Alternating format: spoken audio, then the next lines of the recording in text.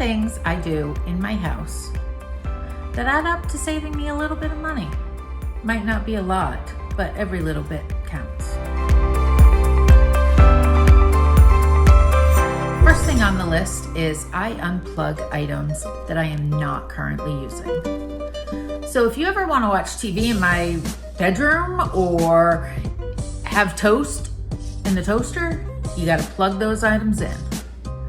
They say it's like phantom electricity. So it takes power to keep those items plugged in and ready to go. And I'm not going to waste my money on that for something that I use not even daily. The second thing I do is I turn the lights off every time I leave a room. Sometimes I'll be watching TV in the living room and won't even realize that it got dark in the living room. I'll continue to watch TV without even a light on. I don't need it on. The third thing I do is I make my hot cocoa at home. You're probably thinking, well, I don't drink hot cocoa. No, but you probably drink tea or coffee. Challenge yourself to not drive through the Starbucks or the Dunkin' Donuts or any other place you buy those items a couple days a month and make them at home. Even just cutting back to not going daily will save you money. The fourth thing I have in my house is a programmable thermostat. So it is set to a certain temperature at night and a certain temperature during the day. If you're not home during the day, that's the time to not keep your house as warm. That will save you money. The fifth thing I did was I cut cable. Yes, I have subscription programs, but having the Hulu bundle and Netflix and Friendly so that I can watch my Hallmark does not even come close to the $100 a month it would cost me to have cable. The sixth thing I do is I batch cook. If you're making lasagna, it's not that hard to cook a couple extra noodles and make a batch for the freezer. You'll be glad you have that on a night that you are busy and you just want to throw something in the oven and relax. And boom, supper is ready. Batch cook. Make a couple extra meals while you're making one specific meal. Meatloaf is one that I do a lot of that with. I will make a meatloaf to eat now and a meatloaf to eat in a couple weeks. The seventh thing I do is I buy in bulk, especially my meats and my pasta.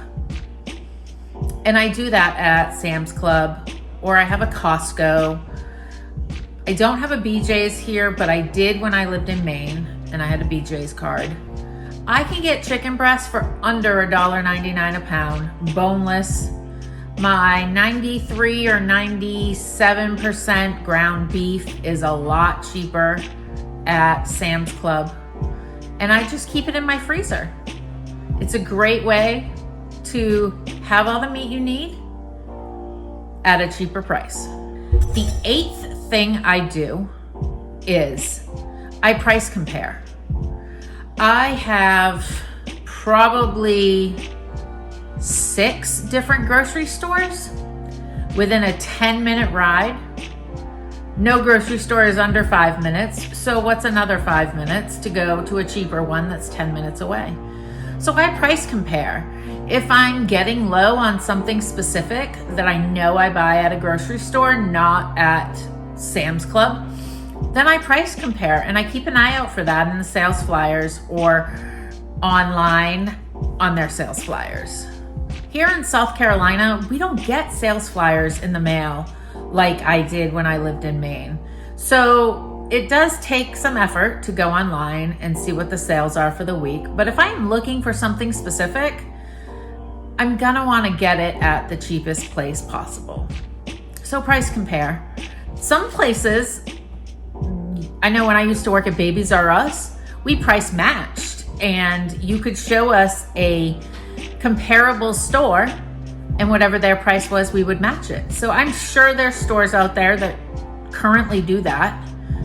I'm not aware of any, but I'm sure there are. So check into that. Price compare and price match.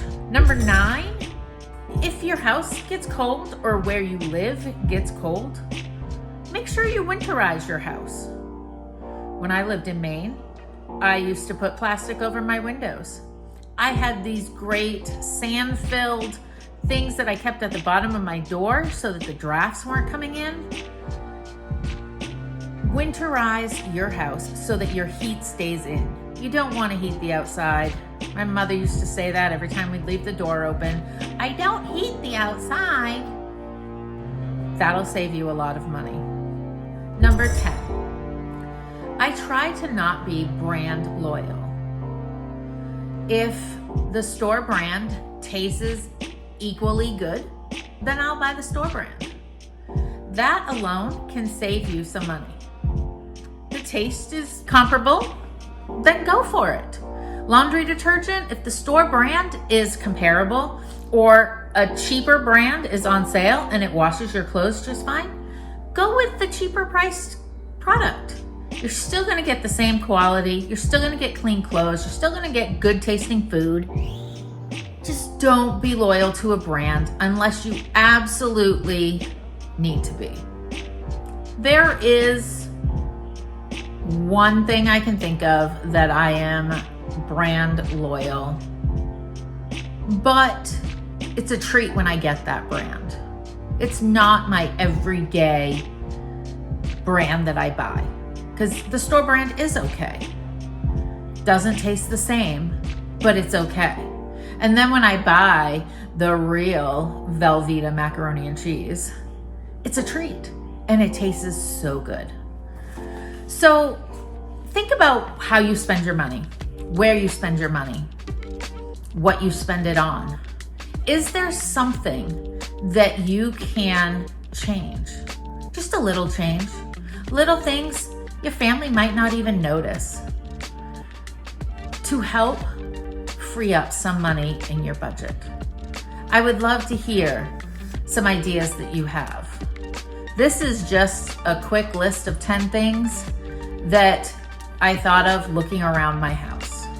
I'm sure there are a lot more, but they've just become a natural fact of life. I don't even consider them as things I do to save money because they are a habit. They're just how it's always been.